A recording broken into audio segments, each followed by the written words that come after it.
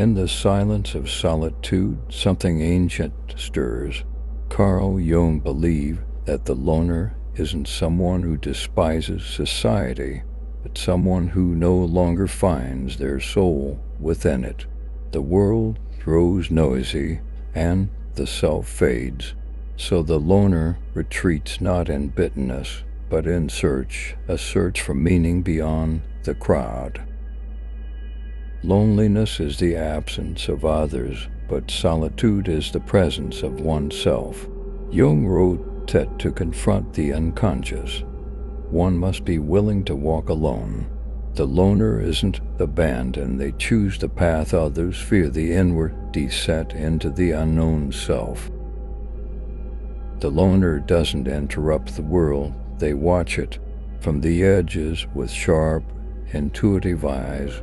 Jung understood that some minds are born to observe before they speak, to listen before they act.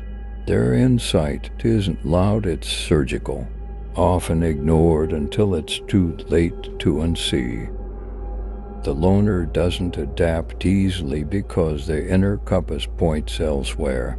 They resist the comfort of conformity, not out of pride, but because their soul won't bend. Jung called this individuation the sacred task of becoming who you truly are, not what others expect. Every loner walks beside a shadow. Jung taught us that to be whole, we must confront the parts of ourselves we hide. The loner often befriends their shadows, sitting with the pain, the shame, the memory, and through that quiet suffering they grow roots no storm can shake.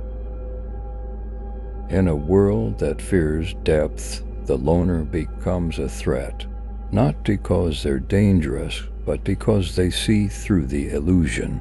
Jung warned us society will always pathologize what it doesn't understand, and so the loner becomes the outcast, yet remains truer than most. A loner's heart is not cold, it is cautious. They love less frequently, but more deeply. They don't give affection to fill a void, they give it when it's earned, and when they do, it's sacred. Jung believed that the more one knows themselves, the more discerning their love becomes. Great ideas are not born in crowds, they are forged in solitude. Jung himself wrote his deepest insights in isolation. The loner becomes a vessel for something larger, a silence that speaks, an emptiness that creates. To walk alone is to be misread. The loner accepts that others will question their silence, mislabel their solitude, mock their distance. But Jung taught, real courage is not shouting your truth, it's living it, quietly without needing applause. The loner doesn't follow no's, they follow a whisper, that soft, intuitive voice within. While others chase validation, the loner chases alignment. Jung knew this was the path to individuation, learning to hear the self beneath society's screaming. The loner often stands between two realities, the collective and the cosmic. They feel what others deny, see what others blur. Jung viewed them as bridges between the conscious and unconscious, the outer world and the inner myth.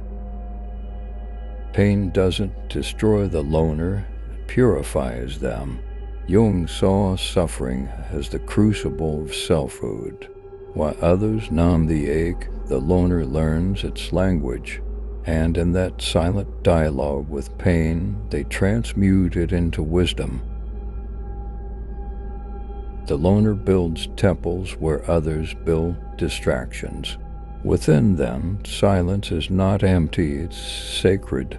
Jung believed that the deeper you go, the more divine the encounter. For some, God is in the church. For the loner, he is in the quiet within. Sometimes the loner returns not to belong, but to offer.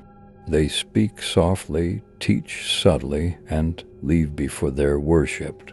Jung knew that those who touch the deep often become healers, artists, thinkers not for fame, but because they must. The loner is not broken, they are becoming who they were before the world told them who to be. Jung's greatest lesson was this: the journey inward is the only journey that liberates, and those who dare to walk it alone are the ones who return whole. So if you are alone, do not despair. You are not lost. You are simply listening to something most will never hear, and in that listening you are becoming.